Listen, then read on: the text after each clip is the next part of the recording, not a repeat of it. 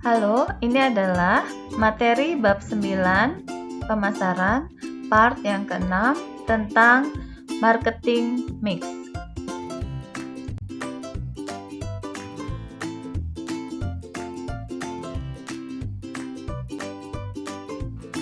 Peta konsep pada bab ini adalah kita akan mempelajari strategi pemasaran, di mana kita akan mempelajari segmentasi, strategi pasar dan produk, marketing mix, UMKM, serta pemasaran daring. Kemudian yang kedua, kita akan mempelajari pemasaran melalui kegiatan promosi.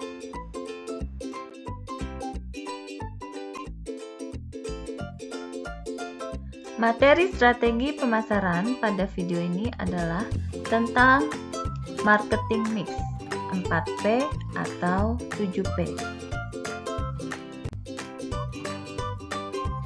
Dalam memasarkan suatu produk atau jasa di dalam suatu perusahaan, diperlukan suatu pendekatan yang mudah dan fleksibel, yang biasa disebut sebagai marketing mix atau dalam bahasa Indonesianya, bauran pemasaran.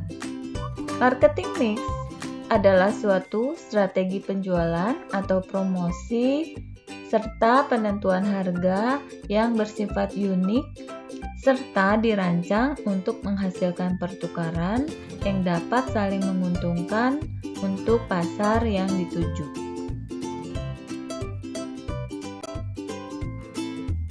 Dalam bauran pemasaran, terdapat variabel-variabel yang saling mendukung dan kemudian digabungkan oleh perusahaan untuk memperoleh tanggapan yang diinginkan dalam pasar sasaran. Kombinasi perangkat tersebut memungkinkan perusahaan mempengaruhi permintaan produk.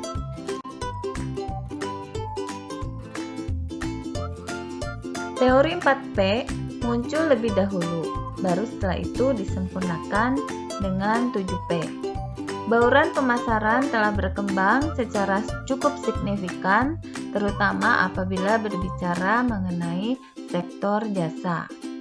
Teori ini tidak hanya mencakup 4P, yaitu product, promotion, place, dan price, namun juga meluas ke sektor people, place, process, physical evidence, yang dikenal sebagai 7P.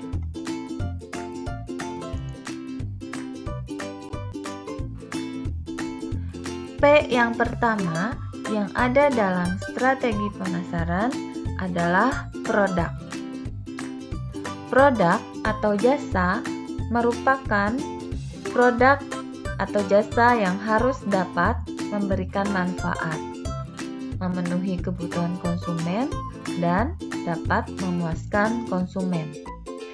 Karena sesungguhnya pelanggan tidak membeli barang atau jasa, tetapi membeli manfaat dari sesuatu yang ditawarkan. Ada beberapa hal yang perlu diperhatikan dalam penyiapan produk. Yang pertama, desain produk, kualitas produk, merek produk, packaging produk, pelayanan, dan terakhir, garansi atau pengembalian produk. P yang kedua yaitu price atau harga. Penetapan harga merupakan suatu hal yang penting.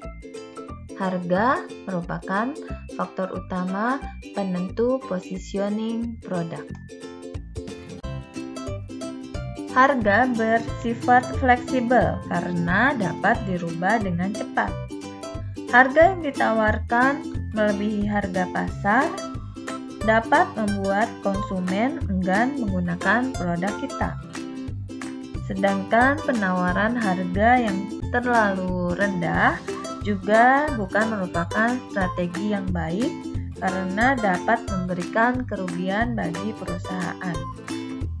Oleh sebab itu, perlu dilakukan pengamatan harga terlebih dahulu sebelum produk masuk ke pasar. Terdapat 4 macam metode penetapan harga. Dan yang akan kita bahas adalah metode yang ketiga, yaitu penetapan harga berbasis persaingan. Kita akan lihat pada slide berikutnya.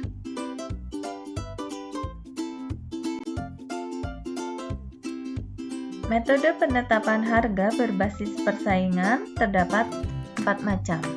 Yang pertama, customary pricing.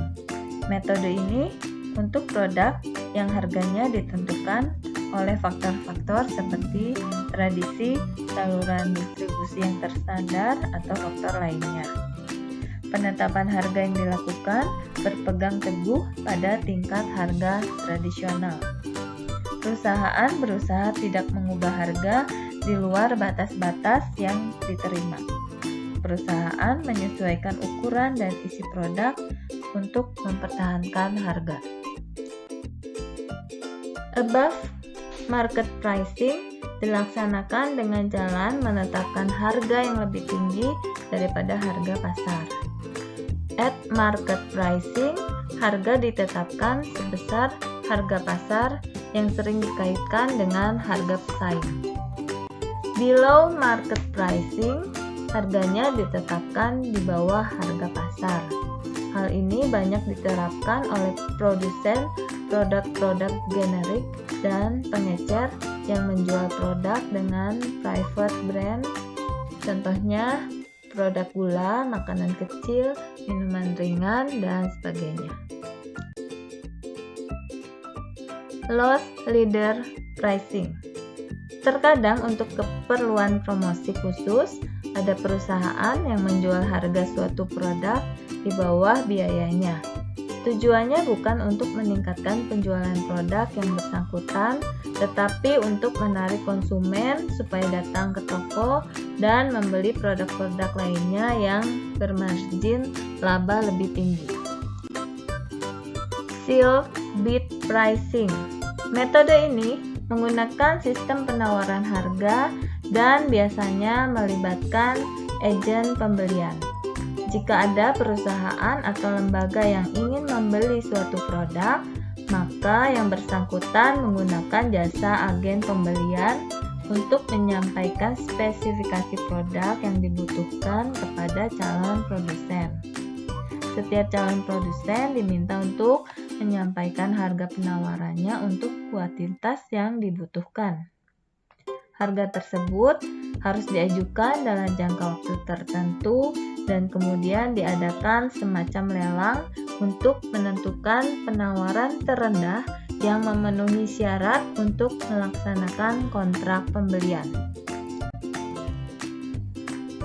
Produk harus sampai di tangan konsumen dalam waktu dan tempat yang tepat, sehingga place diartikan sebagai saluran distribusi. Perantara adalah orang atau perusahaan yang menghubungkan aliran barang dari produsen ke konsumen akhir dan konsumen industrial.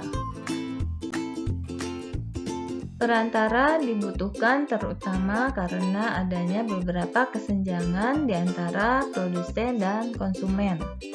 Kesenjangan tersebut adalah geographical gap, yaitu kesenjangan yang disebabkan oleh tempat pemusatan produksi dan lokasi konsumen yang tersebar di mana-mana. Kemudian time gap, yaitu kesenjangan yang terjadi karena pembelian atau konsumsi dilakukan pada waktu-waktu tertentu, sementara agar produksi efisien berlangsung terus-menerus sepanjang waktu.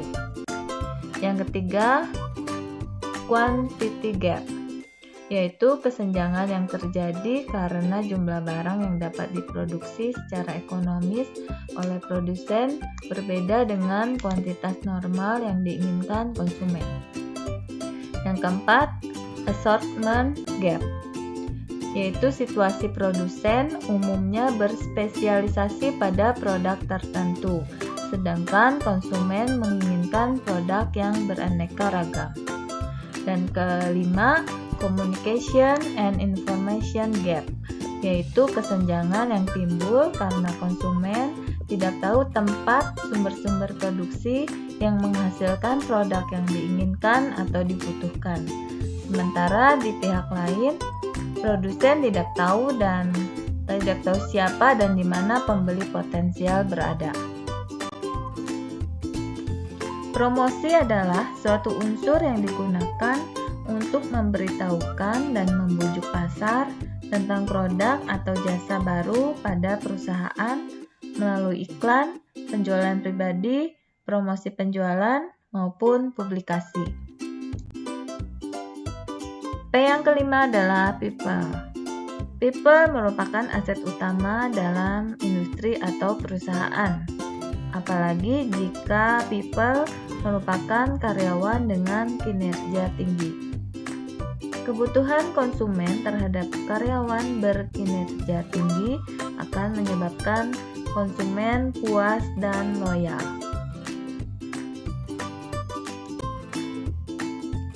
Faktor penting lainnya adalah sikap dan motivasi karyawan dalam industri atau perusahaan.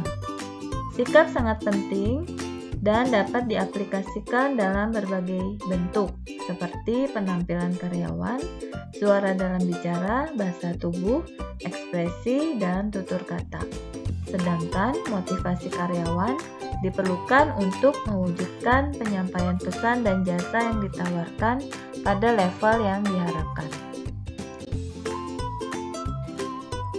Proses mutu layanan jasa sangat tergantung pada proses penyampaian jasa kepada konsumen. Mengingat bahwa penggerak perusahaan jasa adalah karyawan itu sendiri, maka untuk menjamin mutu layanan atau quality assurance, seluruh operasional perusahaan harus dijalankan sesuai dengan sistem dan prosedur yang terstandar oleh karyawan yang kompeten, komitmen, dan loyal terhadap perusahaan tempatnya bekerja.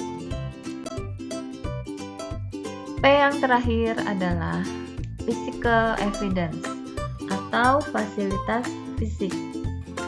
Fasilitas yang digunakan untuk melayani konsumen sangat perlu diperhatikan. Perhatian terhadap interior, perlengkapan bangunan, termasuk sistem pencahayaan, tata ruang yang lapang menjadi perhatian penting yang dapat mempengaruhi suasana hati pengunjung. Bangunan harus dapat menciptakan suasana dengan memperhatikan suasana sehingga memberikan pengalaman kepada pengunjung dan dapat memberikan nilai tambah bagi pengunjung. Khususnya menjadi syarat utama perusahaan jasa dengan kelas pasar khusus. Baiklah, demikian paparan tentang teori 4P dan 7P dari marketing mix atau bauran pemasaran. 4P dan 7P sebenarnya hampir sama, yaitu menjabarkan elemen-elemen yang terkait dengan pemasaran bisnis, baik produk maupun jasa. Hanya saja 4P adalah formula yang muncul lebih awal, sedangkan setelahnya dikembangkan 3 elemen lainnya, yaitu people, process, dan physical evidence. Dalam memasarkan produk, kita harus mempertimbangkan dengan matang ketujuh elemen ini jika ingin produk yang Anda jual laku di pasaran. Karena suksesnya penjualan suatu produk atau jasa biasanya tidak lepas dari keunggulan salah satu atau salah dua dari elemen-elemen ini. Contohnya, McD laris karena promosi dan lokasinya. Bukalapak besar karena produk, aplikasi, promosi, serta inovasi proses bisnisnya. Apakah seluruh aspek dalam marketing mix 7P harus ikut dipertimbangkan? Semakin lengkap tentu semakin baik. Hanya saja kita perlu tahu bahwa setiap bisnis akan sangat sulit untuk unggul di semua elemen tersebut. Salah satu contohnya Produk bisnis yang memiliki harga murah atau price akan sangat sulit untuk mendapatkan lokasi sewa yang strategis atau place. Oleh karena itu, tidak salah apabila Anda fokus untuk unggul di salah satu atau dua elemen dalam 7P saja. Dalam bisnis, tentu setiap teori akan sangat dinamis. Contoh hari ini banyak rumah makan yang seharusnya faktor place jadi penentu marketing dominan.